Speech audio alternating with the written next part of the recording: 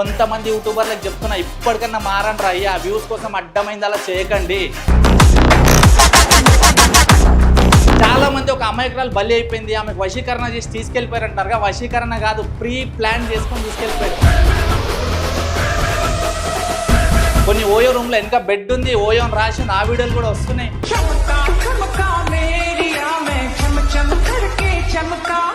Radhika DJ Tillu, Radhika Radhika Radhika Radhika Radhika Radhika Radhika. ఈమె lawyer అంట, advocate అంట. అమ్మ నీకు నువ్వే న్యాయం చేసుకోలేకపోతున్నావు, ఇంకా జనాలకి ఏం న్యాయం చేస్తావమ్మా?